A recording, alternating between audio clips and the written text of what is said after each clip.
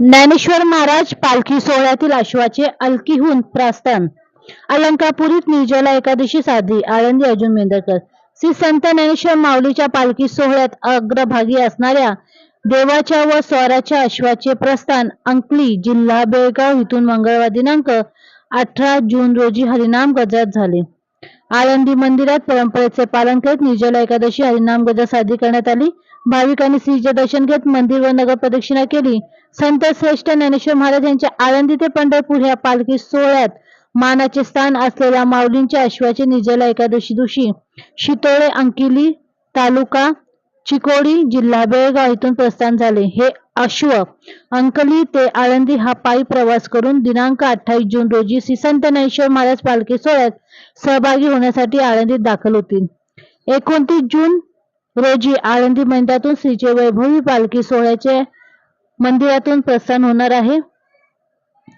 या प्रस्थान सोहळ्यात श्रीमंत उजितसिंह शितोळे सरकार, महाजिदी राजे शितोळे सरकार, युवराज विहानराजे शितोळे सरकार, पालखी सोहळ्याचे मालक बाळासाहेब आरफळेकर, माऊली गुजळकर, पालखी सोहळ्याचे मानकरी योगेश आरू, योगीराज कुऱ्हाडे, राहुल भोर, सरपंच सत्यवान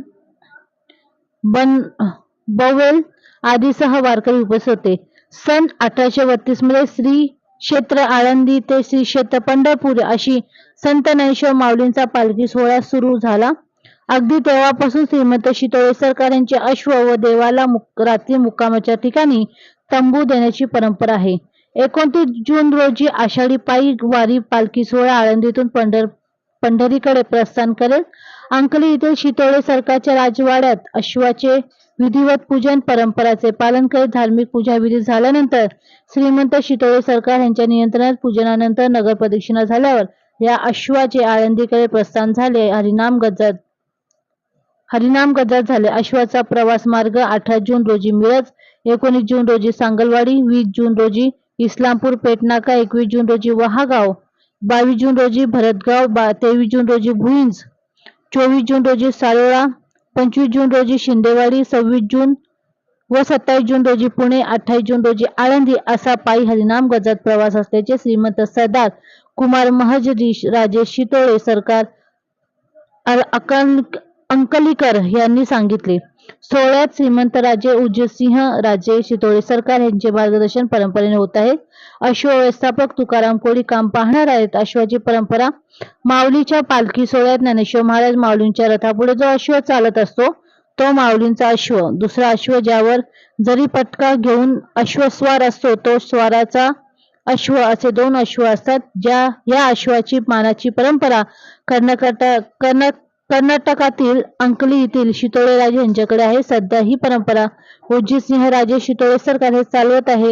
हे दोन्ही अश्व सोहळ्यात सामील होण्यासाठी पायी अंकली इथून आळंदी इथे दाखल होतात. शितोळे घराण्याचा राजाश्रय. 1832 मध्ये हैबत बाबा आरफळेकर यांनी माऊलींचा पालखी सोहळा सुरू केला तेव्हा शितोळे सरकारने या सोहळ्यास राजाश्रय दिला. त्यानुसार शितोळे सरकारच्या तंबूत माऊलींच्या पादुकांचा मुक्काम, नैवेद्य, समाज आरतीसाठी उपस्थिती, वारीतील न्याय निवाडा शितोळे सरकारच्या ध्वजाखाली होणे असे रीतिरिवाज कायम आहेत.